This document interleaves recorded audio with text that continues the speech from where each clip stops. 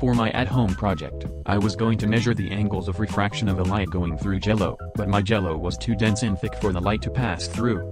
Womp womp. So I made an alternate question that can still use jello and light. How is light refraction affected by different jello shapes? Yep.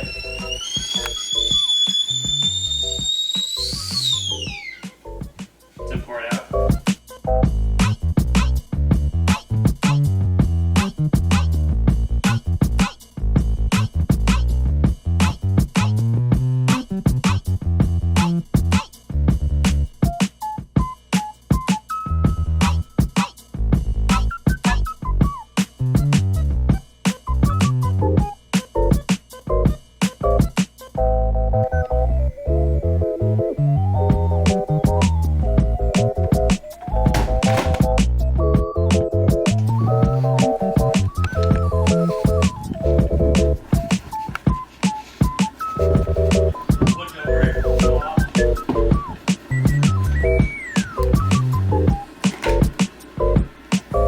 They're done.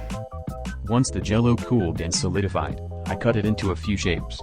I made a star, a circle, later cut into a semicircle, a square, a right triangle, and a longer curvy piece that can be convex and concave.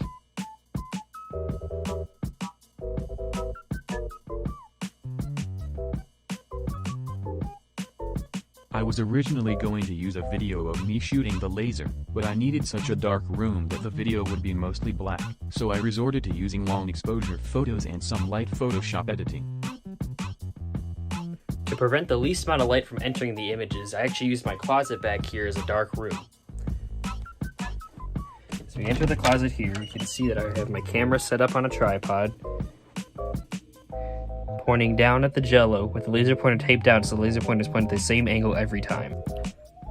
I forgot to mention this in the original recording, but taped to the table is a circle with angles starting at 0 and going up in increments of 15. This was to help measure the different angles from my original question.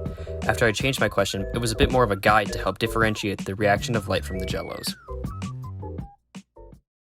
Now, for the pictures.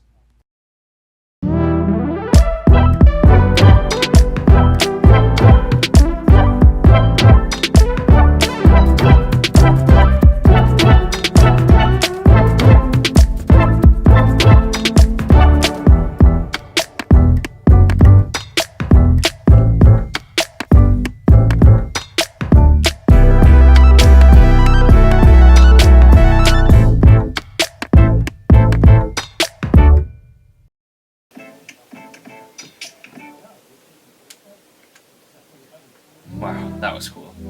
Well, my conclusion is that light does indeed react differently to different jello shapes. My original conclusion would have been a quantitative result with angle measurements, but due to the lack of jello in my house, my lack of cooking skills, and my low desire to go out and buy more just to have it sit in our fridge and not be eaten, prevents me from running this experiment again.